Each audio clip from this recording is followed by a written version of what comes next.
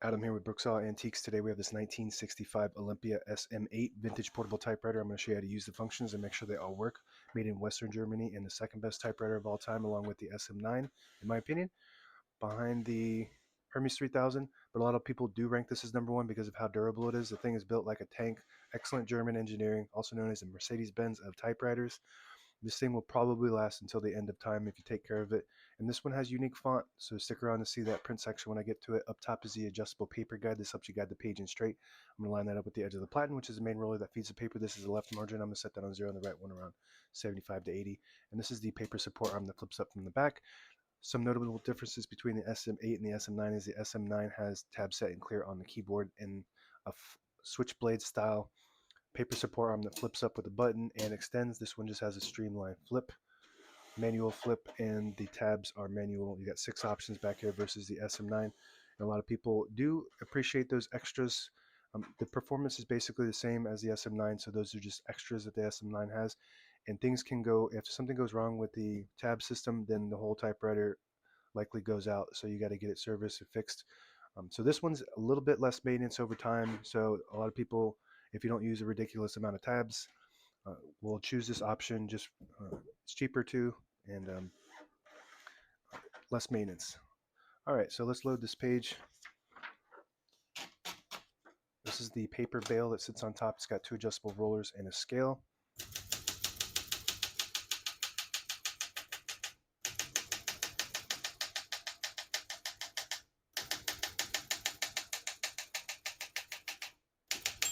Once you hear the bell, you're near the end of the margin. Hit this line space, get you back to the beginning. It skips 1, 1.5, or 2 spaces. When you have it on the single, it skips 2 half spaces. When you have it in the middle, it skips 3 half spaces. When you have it all the way down, it skips 4 half spaces. We're going to keep that on single for now and finish typing. As you can see, all the keys type nice and none of them skip or stick. I'll type a sentence in red on the next line, switch from black to red. There's a switch on the right side here. Flip that down to the red indicator. It prints the bottom portion of the ribbon. When you have it in the middle, it prints no ink at all. It just leaves a stencil for copying purposes. When you have it up top on the blue indicator, it prints the top portion of the ribbon, which is black. We're going to move that down for red.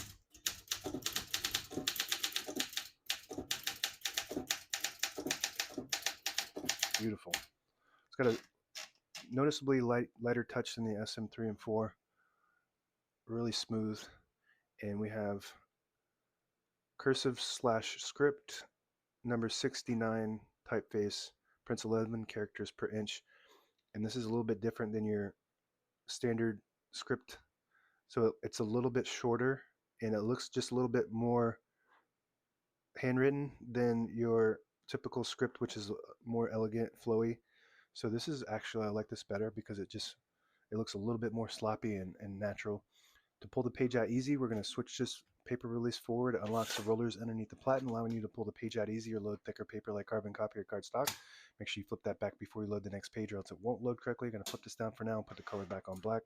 Shift on each side, a shift lock on the left. To clear that, just hit the shift button again. Above that is the MR, stands for margin release. When you get to the end of the margin, there's a mechanism that blocks you from printing. Hit that MR button. It does allow you to type past that all the way to the end. And that also works on the left side if you want to get past that left margin. Both sides. Carriage lock. When you flip this turquoise lever up, it will lock the carriage when you put it in the middle. Also locks the keys. To unlock it, just flip it down. Backspace on the right side, very smooth. And we're going to test those tabs. Right now we got tabs set on 10 space intervals. You got 6 options on the SM8. And it just, you move them just like the margins like this. And you can gauge the scale on where it stops up front because you can see it from the top. So you can get precise measurements on that. And the hood opens like a car hood. All the brand new ribbons loaded on the left, so it's pulling clockwise to the right. If you want to switch that direction manually, the side you want it to go to, you just flip the ribbon guide towards the middle on either side, and that will swap the direction. And that's meant to catch the eyelet at the end of the ribbon and swap automatically, so you don't have to go in there and do that. Another difference between the SM8 and the SM9, this SM8 does not have a touch control, so you just got what they give you, which is actually very nice.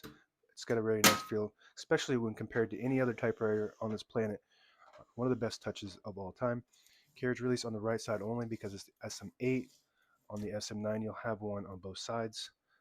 On the deluxe version only, I believe. I've seen them without the deluxe, and some with a deluxe with only one carriage release.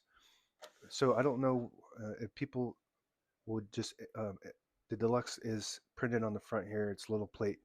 So I don't know if people put those in or take those off and just swap them out. But typically, I believe if it's a deluxe, it will have a carriage release on both sides. And that's the only difference between a deluxe and a non-deluxe, as far as I know. Okay, if you pull the knob out and turn the knob, it disables the spacing so you can get to an exact spot on the page. You let it go, you get the clicks. Each one of those clicks is a half a space. Same concept. If you move the line space selector all the way back, it disables the spacing. Move it forward, you get the clicks. And that's it. Now available on eBay or Etsy or my new website, brooksawantiques.com.